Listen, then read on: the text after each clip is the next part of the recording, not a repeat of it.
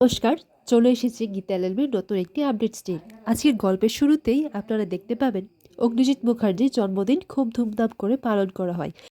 সবাই মিলে অগ্নিজিৎ মুখার্জির জন্মদিন পালন করার জন্য আয়োজন করে এবং ভিডিও কলে মেহেক তার বাবার জন্মদিন পালন হতে দেখছিল। আর তার পাশে গীতা সেই বাড়িতে এসে লুকিয়ে লুকিয়ে তার শ্বশুরমশাইয়ের জন্মদিনটা দেখছিল। হঠাৎ করে দেখা যায় যে ঠাম্মি আসে। ঠাম্মি এসে বলে, দাঁড়াও। এরপর ঠাম্মি এসে ওনার মাথায় ফুল ছোঁয়ায়। তখন অগ্নিজিৎ মুখার্জি বলেন, মা, তুমি এইসব ফুল টুল এইসব কোথা থেকে পেলে? এরপর রাকা বলে, মা আপনার জন্য উপোস করে রেখেছে, আপনার জন্য পুজো দিয়েছে আর পায়েসও বানিয়ে রেখেছে।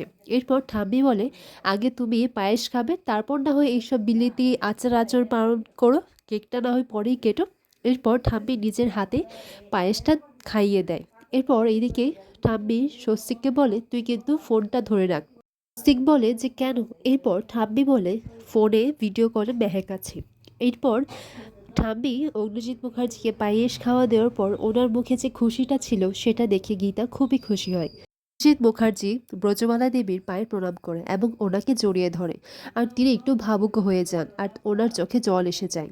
পরের মুহূর্তে দেখা যায় যে ব্রজমালা দেবী যখন তাদের বৌমার কাছ থেকে জল চাইতে যায় তখন তারা জিজ্ঞাসা করে, রাগা বলে, আচ্ছা মা, আমি তো জানতাম যে আপনি এটা অনলাইনে হারিয়েছেন এই পায়েসটা, কিন্তু আমি যতটুকু জানি কালকে বা আজকে কোনো ডেলিভারি বয় তো আমাদের বাড়িতে খাবার দিতে আসেনি, তাহলে এই পায়েসটা কে বানিয়েছে? এরপর বন্যি বলে, মা, আমি তো আপনাকে পায়েস বানাতে দেখিনি, তাহলে? এরপর ব্রজবালা দেবী বলেন যে তোমাদের এত কৈফিয়ত আমি দিতে পারবো না, যদি জলটা দিতে পারো তাহলে আমার ঘরে গিয়ে দিয়ে এসো। এরপর হঠাৎ করেই গিরি বলে, আচ্ছা ঠাম্মি, পায়েসটা কে বানিয়েছে? পর ব্রজবালা দেবী বলেন, তুমি তো কালকে জন্মদিনেও ছিলে না, তুমি কোথায় ছিলে? আর এখন জন্মদিনে পায়েস কে বানিয়েছে এইসব জানতে এসেছো কেন? এরপর গিরি বলে, ঠাম্মি, আপনি কথা ঘোরানোর চেষ্টা করবেন না। সেই মুহূর্তে দেখা যায় যে স্বস্তিকা আসে। স্বস্তিকা এসে বলে, আচ্ছা ঠাম্মি, এখনও কিন্তু জল খাবার জন্য সবাই বসে আছে, এখনও কিন্তু টেবিলে খাবারটা যায়নি। পর রাকার বন্যি বলে, পায়েসটা কে বানিয়েছে? এরপর স্বস্তিক বলে, আমি বলছি। ঠাম্মি বাধা দিতে গেলে স্বস্তিক বলে, না ঠাম্মি, আমাকে বলতে দাও। এরপর স্বস্তিক বলে, পায়েসটা আমার স্ত্রী গীতা বানিয়েছে। এরপর এই কথাটা শুনে গিরি বলে, গীতা বানিয়েছে পায়েসটা? স্বস্তিক গিরিকে বলে, হ্যাঁ, গীতা বানিয়েছে। কেন? আর তুমি কোথায় ছিলে? তুমি এই বাড়ির বউ হয়ে কি করেছো? তো বাবার জন্মদিনে নিজের ঘরের দরজা বন্ধ করে রেখেছিলে, ঘরে বসে মুভি দেখছিলে, নাকি করছিলে, নাকি অন্য কারোর সাথে রসালো গল্প করছিলে? এই কথাটা শুনে গিনি খুব রেগে যায়। গিনি বলে, স্বস্তিক, তুমি ভুলে যেও না তুমি কার সঙ্গে কথা বলছো, ভুলে যেও না আমি তোমার বড় বৌদি। এরপর এদিকে দেখা যায় যে গিনি বলে, আমার ওনার জন্মদিনের থাকার কোনো ইচ্ছে নেই, উনি যা করেছেন আর উনি ওনার বড় ছেলে আমার সাথে পরিকল্পনা করে যা করেছেন, তারপর এই বাড়িতে যে সবার সামনে আমি দাঁড়িয়েছি সেটা আমার লজ্জা হচ্ছে। ওরা আমাকে ব্যবহার করেছে যাতে আমি আমার বোন থেকে মেহেককে বাড়িতে নিয়ে আসতে পারি। এরপর গিনি গীতাকে ফোন করে গীতাকে নানান রকমের কথা বলতে লাগে। বলে, শ্বশুরমশাইকে তুই আহ্লাদ করে পায়েস খাওয়াচ্ছিস, তুই এসে ওনাকে একবার উইশ করলি না কেন? গীতা বলে, আমি এসেছিলাম তো। তখন গিনি বলে, ও, তার মানে চোরের মতো এসে তোকে এখানে দেখতে হচ্ছে, থাক, এত আহ্লাদি করতে হবে না। আর তুই এই বাড়ি বউ হয়ে কী করেছিস? এইসব নানান রকমের কথায় গিনে গীতাকে শোনাতে লাগে।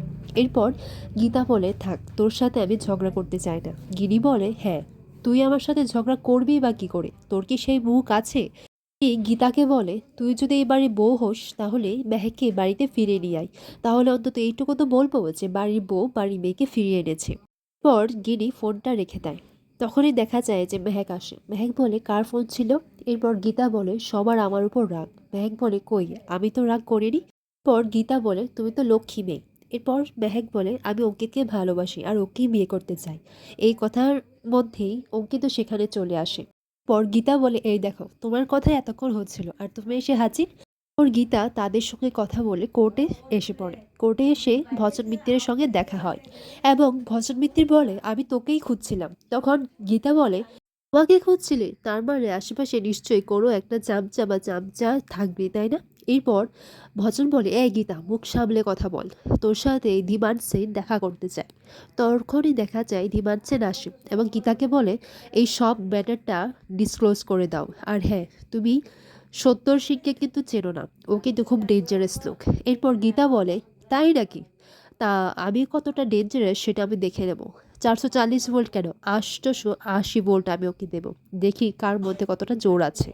এরপর ধীমান সেন গীতাকে বলে, তুমি বুঝতে পারছো না, তুমি আমার কথাটা শোনো, একটা সেটেলমেন্ট করো। আমি তোমাকে সোনায় মুড়ে দেব, গাড়ি বাড়ি টাকা পয়সা তোমার কোনো কিছু অভাব হবেই না। তুমি আজীবন সারা জীবন তুমি উল্লাস করে জীবনটা কাটাতে পারবে। এরপর দিবান সেন বলে, তুমি কিন্তু আগুন নিয়ে খেলছো। এরপর গীতা বলে, আমার কাছে দুটো মোহর আছে, এক ওই সত্তর সিং, দুই ঝর্ণা। এই যে ঝর্ণার স্বামীকে মেরেছেন সেটা আমি প্রমাণ করে দেব, আর ঝর্ণাকে কোর্টে দাঁড় করিয়ে আপনার দিকে আমি এমন প্রশ্ন ছুড়ে মারবো, আর আমি আপনাকে প্রশ্ন করে এত হালাফালা করে দেব না যে আপনার কাচ্ছাটা আমি কোর্টেই খুলে ফেলবো। আর যদি সেটা না করতে পারি তাহলে আমার নাম অ্যাডভোকেট গীতা LLB নয়। ধীমান সেন বলে যে এটা তুমি মিথ্যে কথা বলছো, আমাকে ফাঁসানো হয়েছে, আমি কোনো খুন করিনি। এরপর গীতা বলে, সেটা না হয় কোর্টেই প্রমাণ হয়ে যাবে। পর দেখা যায় গীতা ধীমানকে একটা অডিও ক্লিপ শোনায়।